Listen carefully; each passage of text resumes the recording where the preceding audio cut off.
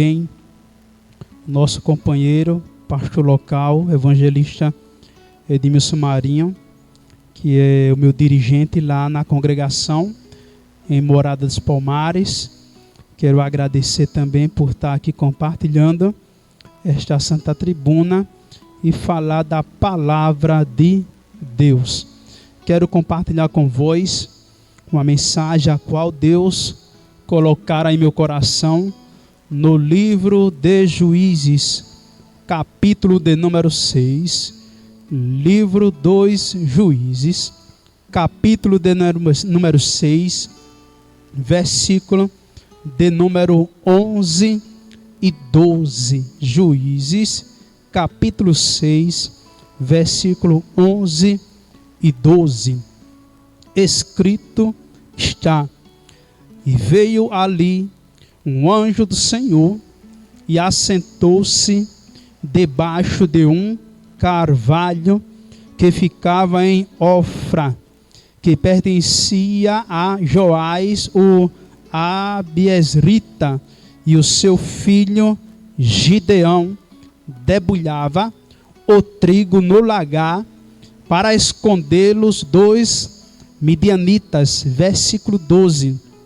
E o anjo do Senhor lhe apareceu e lhe disse: o Senhor é contigo, varão valoroso. O Senhor é contigo, varão valoroso. Meus irmãos e diletos ouvintes que estão conectados neste canal abençoado AD Rio Largo, quero compartilhar com vós uma mensagem a qual Deus colocara em meu coração. Esta mensagem que fala sobre um homem chamado Gideão. Ora, todo esse contexto aqui, essa história, é baseada no povo de Israel, que se originou do povo hebreu, descendente de Abraão. Ora, este povo aqui, que se chamava pelo povo de Deus, o povo hebreu, ou povo de Israel, que lá na frente os hebreus se tornam o povo de Israel. Esta nação aqui foi uma nação escolhida por Deus para propagar as maravilhas de Deus por todo o mundo, pelos grandes feitos os quais Deus fez através desta nação de Israel. A princípio, a nação de Israel, vindo dos hebreus, era um povo pobre, povo pequeno, que quando migrou para o Egito, até então, na época de José, não era ameaça alguma para os egípcios. Só que este povo hebreu, ele começa a crescer dentro do Egito, ou seja, uma nação crescendo dentro de outra nação. Foi por isso que Faraó se aperreou. Foi por isso que Faraó se assustou com este povo hebreu, que era um povo pequeno, um povo inofensivo. Só que de repente este povo se torna inúmero. Este povo cresce dentro do Egito. E então Faraó ficou assustado da forma que o povo hebreu se multiplicava, da forma que eles cresciam, a rapidez. E então Deus havia dito a Abraão que iria enviar esse povo hebreu para o Egito. E lá no Egito eles iriam viver por cerca de 430 anos, iriam viver dentro do Egito.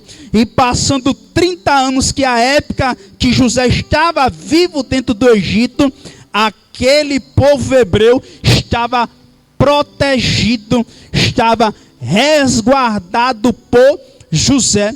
Porém, todavia, entretanto, morre José, também morre Faraó. Da época de José, vem outro Faraó, o Faraó filho, o qual não conhece esta nação, o qual não conhecia a história por completo de José, e então começa a apertar este povo hebreu por cerca de 400 anos. 430 anos é o tempo que o povo vive no Egito, e 400 anos é o tempo que Faraó açoita com vara de ferro este povo hebreu. Mas o mesmo Deus que havia dito a Abraão que iria enviar o povo hebreu para o Egito, foi o mesmo Deus que havia também feito uma promessa a Abraão: eu vou enviar o teu povo para dentro do Egito, mas não se preocupa não, porque ao cabo de 400 anos eu vou visitar o meu povo e vou libertar da mão dos egípcios, dos seus exatores, dos seus inimigos, deste povo do Egito que aperta o povo hebreu. E então, passando 400 anos, o povo agora é liberto, e Deus disse ao povo de Israel: eu vou libertar vocês daqui do Egito como águia, com asas de águia. Eu vos libertarei da nação do Egito. Não se preocupa, porque eu vou tirar vocês de lá. Vocês irão sofrer, irão gemer, porém os seus gemidos chegarão até o meu trono. E Deus escuta o gemido do seu povo. E quando Deus escuta o gemido do seu povo, a Bíblia diz que Deus liberta o povo hebreu de lá do Egito. E Deus faz ainda uma promessa: ora, esse povo que se chama pelo meu nome, o povo de Israel, se vós andares nos meus preceitos, andarem nos meus caminhos, obedecerdes a minha palavra, andar nos meus estatutos, andar em retidão, então eu serei contigo, e ponto final. Ora, o próprio Deus, ele também diz ao rei Salomão: se o meu povo, que se chama pelo meu nome, humilhar, orar, buscar a minha face e se converter dos seus maus caminhos, então eu perdoarei os seus pecados e sararei a terra ferida.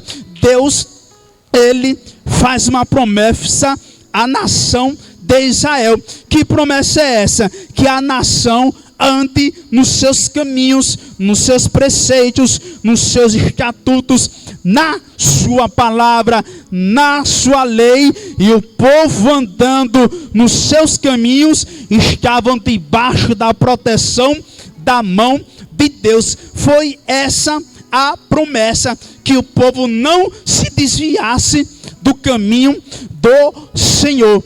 Mas o povo, como está propenso ao pecado, o povo de Israel sempre tem pecado. Ora, passa a era patriarcal, vem também a era dos juízes. A era patriarcal era um grande homem de família, um grande chefe que comandava ali aquele povo. Passa a era patriarcal, vem a era dos juízes. Os juízes era um homem ou uma mulher que Deus levantava para liderar o seu povo. E ali o povo andava nos caminhos do Senhor e depois pecava, voltava para os caminhos do Senhor e depois se desviava novamente. E nesse contexto aqui, no capítulo de número 6 de Juízes, vai dizer que os filhos de Israel fizeram mal aos olhos do Senhor. O povo de Israel novamente se desvia do caminho do Senhor, começa a fazer o que é mal aos olhos do Senhor. E quando eles passam a fazer o que é mal aos olhos do Senhor, o que é que ocorre? Deus havia dito que se eles estivessem debaixo da mão de Deus, havia proteção. Agora, se eles se afastassem, saíssem debaixo da mão do Eterno, eles perderiam o quê? Essa proteção de Deus. E então o que é que ocorre?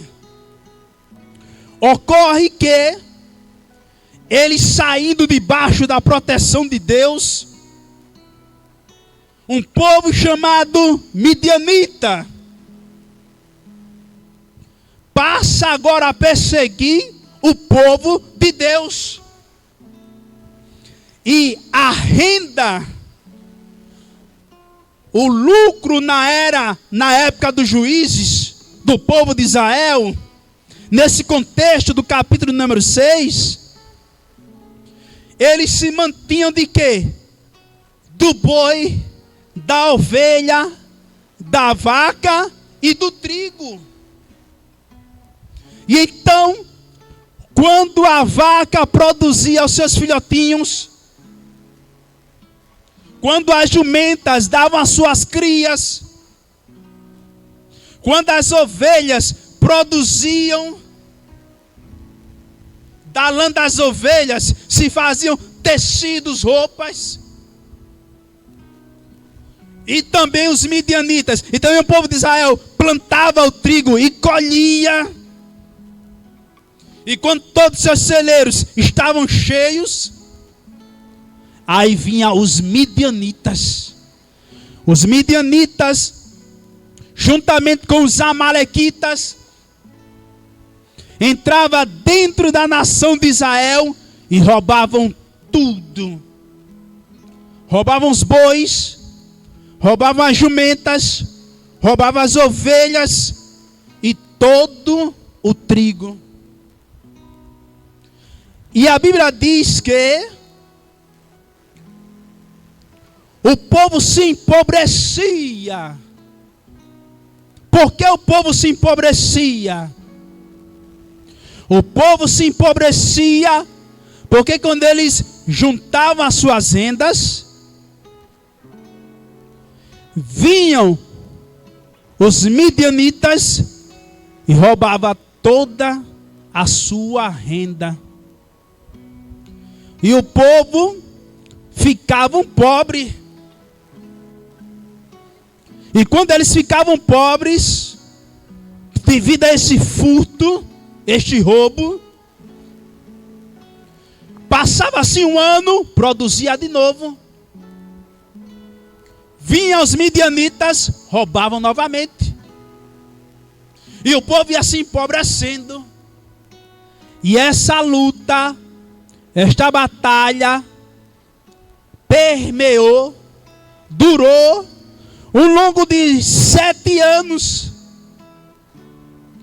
O povo de Israel tendo estas perdas, tendo esses desgastes. E então eles tendo esses desgastes, eles começaram a clamar, eles começaram a gemer, eles começaram a pedir socorro ao Senhor, começaram a gemer e pedir misericórdia a Deus. E Deus, Ele ouve o seu povo. Deus, Ele escuta o seu povo. E quando Deus, Ele escuta o seu povo, Ele manda um profeta. Aí o profeta vai até a nação de Israel. Quando chega lá, na nação de Israel, o profeta diz: vocês me desobedeceram, porque o Senhor fez um pacto com vós, e vocês estão desviados da presença do Senhor. fizeram o que é mal aos olhos do Senhor, e porque vocês fizeram o que é mal perante os olhos do Senhor, Deus permitiu que os midianitas castigassem vocês, roubassem do seu fruto, do seu cereal, do trigo, o boi, a vaca, as ovelhas, os jumentos. Sabe por que tudo isso? Porque vocês se desviaram. Aí a palavra do Senhor vai dizer que quando Deus manda um mensageiro para corrigir a nação de Israel, está Gideão malhando trigo no lagar. Enquanto Gideão estava malhando trigo no lagar, aparece em Ofra, debaixo dos carvalhais, um anjo. E quando aparece um anjo ali sentado, o anjo vai até Gideão, procura Gideão, acha Gideão, e quando ele acha Gideão,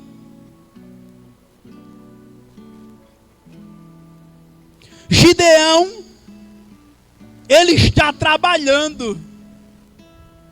Gideão, ele está na labuta da vida. Gideão, ele estava malhando trigo no lagar. E se os irmãos prestarem atenção, que Gideão estava malhando trigo no lagar. E o lagar não era o local de se malhar trigo. O local de se malhar trigo era na eira. O que era a eira? A eira era um local em campo aberto, aonde que se pegava o trigo, colocava em cima de um cesto, de um balaio, e jogava aquele trigo para cima. Então teria que ser em campo aberto. Por quê? Porque para malhar trigo, o operário, ele dependia também da força da natureza, chamada vento. Então quando eles pegavam ali aquele cesto e jogavam o trigo para cima, aí o vento passava, aí o vento tirava tudo que não prestava, a palha, a poeira, o que não prestava o vento levava, e o trigo caía novamente aonde? No cesto. E então o lugar de se malhar trigo não era no lagar, era onde? Na eira. Só que, como os midianitas viam saquear o povo de Israel, aí Deus dá estratégia a Gideão. Repara que maravilha. Receba essa palavra profética da parte de Deus. Em tempo de crise, Deus, ele te dá estratégia. É no tempo da calamidade que Deus te dá estratégia. No tempo de crise, no tempo da calamidade, Deus, ele deu estratégia a Gideão. E então Gideão, ele tem uma ideia. Como os midianitas todo ano vêm me saquear, eu vou para as montanhas fazer covas e cavernas para esconder o trigo, para eu malhar o trigo no lagar. Eu vou fazer um lagar que é um local que é para se pisar a uva. Eu vou fazer em uma caverna. Eu vou fazer entre as montanhas para que os midianitas não possam enxergar. Foi por isso que no lugar de Gideão malhar o trigo na eira, ele escolheu o lagar que era um lugar secreto. E então Gideão, ele tem essa estratégia.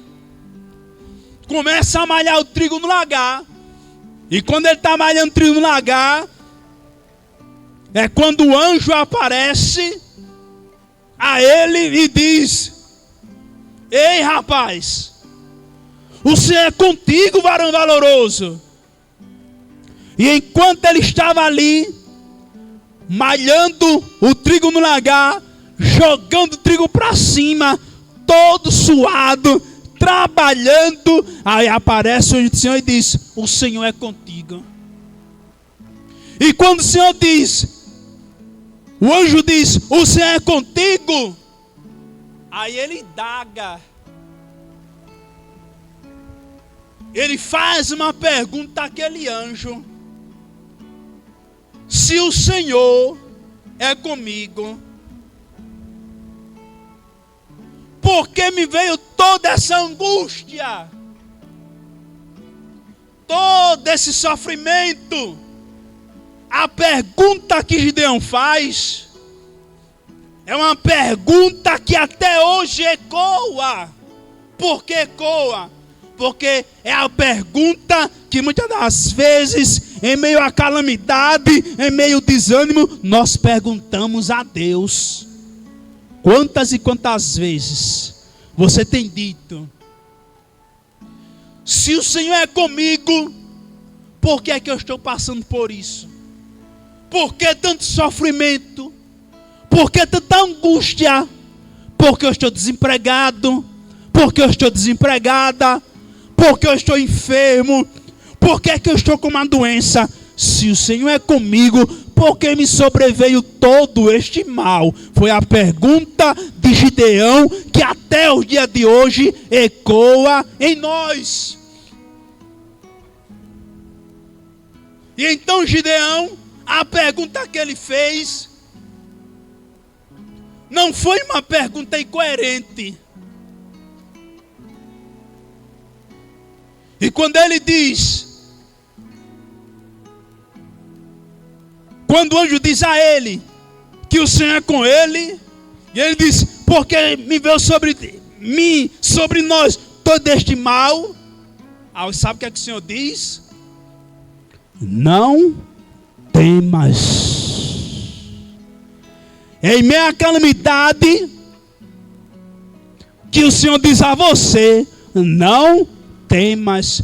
Mas me sobreveio este mal, não temas. Mas eu estou sendo perseguido pelos midianitas, não temas. E os amalequitas, não temas. E o povo do Oriente, não temas.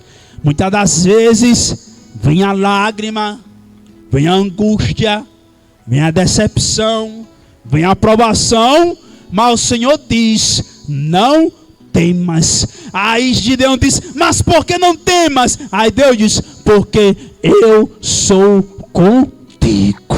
Que maravilha!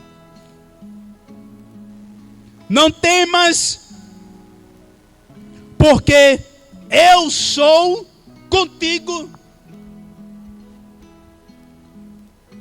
E o próprio Cristo, ele traz uma palavra de conforto e consolo aos seus discípulos, dizendo: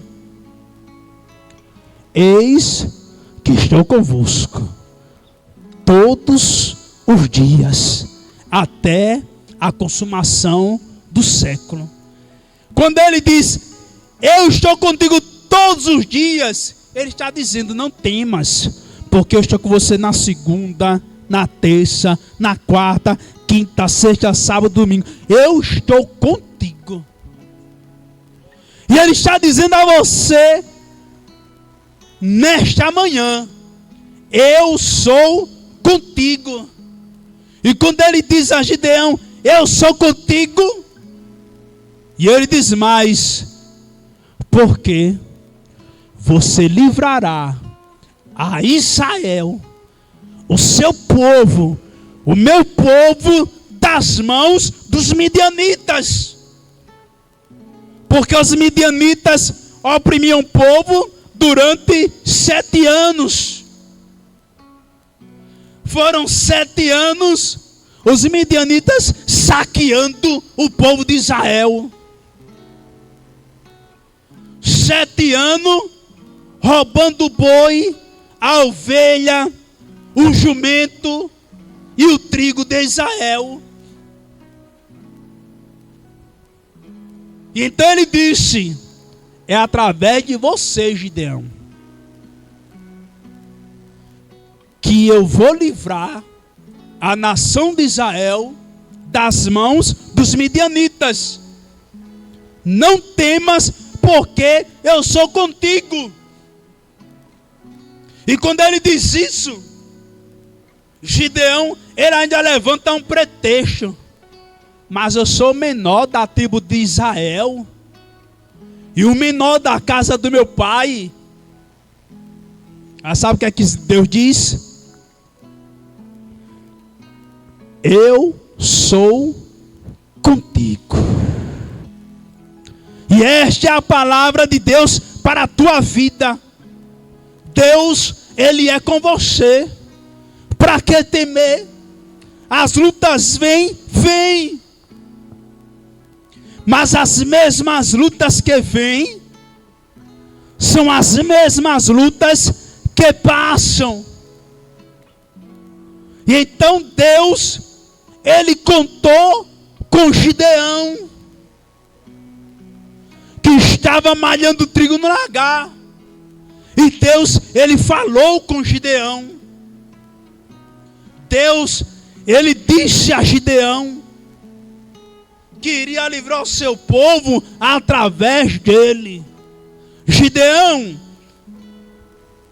se sentiu impotente, ele se sentiu fraco, ele se sentiu pequeno, mas Deus, Ele se utiliza das coisas pequenas para confundir as coisas grandes.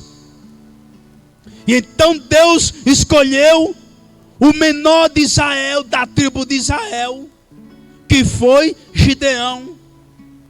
E Gideão, ele atendeu a voz de Deus. E quando ele atende a voz de Deus, ele faz um teste com Deus. Ele pede a Deus uma prova. Ele pede a Deus uma prova de que Deus está com ele. E qual foi a prova? Ele disse: Senhor, eu vou pegar um pedaço de pano e colocar no sereno. E quando eu colocar, eu quero que o chão esteja seco e aquele pano, aquela estopa, aquela franela esteja encharcada de orvalho. Ao Senhor disse o quê? Fechado. Deus, Ele gosta de desafio. E quando é de manhã, que Gideão pega aquela estopa, aquela franela, aquele pano, que ele espreme, aí enche uma taça. E ele diz: Senhor, eu quero fazer outro teste. Eu vou colocar de novo o pano lá no sereno. E há de ser que eu quero o seguinte agora, ao contrário. Que o pano esteja sequinho, sequinho, sequinho. E a terra esteja o quê? Encharcada do orvalho. Quando é de manhã, logo cedinho, que Gideão vai observar, a terra está toda encharcada de orvalho. E quando ele pega naquele pano, o pano está seco, seco, seco. Aí ele diz o quê? Pronto, Deus está comigo. O que nós aprendemos com isto? Que Deus, quando Ele faz uma promessa para conosco, para com nós, Ele não deixa dúvida. Porque tem gente que toma decisão com dúvidas. E então Gideão, para ele não tomar decisão com dúvida, ele fez esse teste, essa prova com Deus. E Deus, ele respondeu a Gideão. E quando Deus, ele responde a Gideão, Gideão, ele tem plena certeza que Deus era com ele. Aí é quando ele prepara o povo para pelejar. Ele seleciona ali soldados para batalhar. Soldados para pelejar. Porque nós estamos numa peleja, irmãos. O crente, ele está em uma peleja constante. O crente, ele está numa luta constante. E Deus, nós somos os soldados de Cristo. E Ele é o nosso general. Ele é o capitão por excelência. Nós fazemos parte do batalhão, do exército do Deus vivo. E Deus, Ele está na nossa frente. Ele é o nosso general.